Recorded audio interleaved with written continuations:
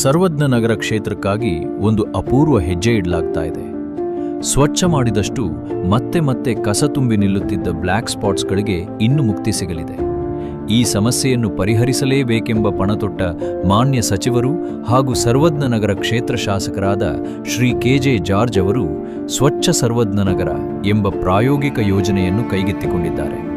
ಸರ್ವಜ್ಞ ನಗರದ ಒಳಿತು, ಆರೋಗ್ಯ ಮತ್ತು ಸ್ವಚ್ಛತೆಗಾಗಿ ಈ ಯೋಜನೆಯ ಸಂಪೂರ್ಣ ವೆಚ್ಚವನ್ನು ಶಾಸಕರೇ ತಮ್ಮ ಕಿಲಚಂದ್ರ ಫೌಂಡೇಶನ್ನ CSR ನಿಧಿಯ ಮೂಲಕ ಭರಿಸುತ್ತಿದ್ದಾರೆ. ಇದಕ್ಕಾಗಿ ಅವರು 22 4 ಚಕ್ರದ ಆಟೋ ಟಿಪ್ಪರ್ಗಳು ಮತ್ತು 2 ಕಾಂಪ್ಯಾಕ್ಟರ್ಗಳನ್ನು ಆಗಲೇ ಒದಗಿಸಿದ್ದಾರೆ. ಈ ವಾಹನಗಳು ಪ್ರತಿದಿನ ಸಂಜೆ 6ರಿಂದ ರಾತ್ರಿ 11ರವರೆಗೆ ಕ್ಷೇತ್ರದ ಎಲ್ಲಾ ವಾರ್ಡ್ಗಳಲ್ಲೂ ಕಾರ್ಯಾಚರಣೆ ನಡೆಸಲಿವೆ. ಬೆಳಗಿನ ತ್ಯಾಜ್ಯ ಸಂಗ್ರಹಣೆಯಾದ ನಂತರವೂ ಸಂಜೆಗೆ ಮತ್ತೆ ತ್ಯಾಜ್ಯವನ್ನು ಸಂಗ್ರಹಿಸುವ ಕೆಲಸ ಸಮಾರೋಪಾದಿಯಲ್ಲಿ ನಡೆಯಲಿದೆ. ಈ ಪ್ರಯತ್ನದ ಗುರಿ ಸ್ಪಷ್ಟ: ಸರ್ವಜ್ಞ ನಗರದಲ್ಲಿ ಒಂದೂ ಕಪ್ಪು ಚುಕ್ಕೆ ಉಳಿಯಬಾರದು.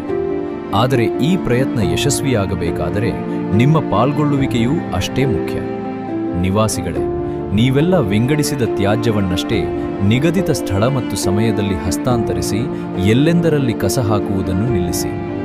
ವಾರ್ಡ್ ಮುಖಂಡರೇ, ಎಲ್ಲಾ ಜನರಲ್ಲಿ ಈ ಜಾಗೃತಿ ಮೂಡಿಸಿ. ಸ್ವಚ್ಛ ಸರ್ವಜ್ಞ ನಗರ, ಇದು ಶಾಸಕರ ಕಚೇರಿಯ ಸಂಕಲ್ಪ.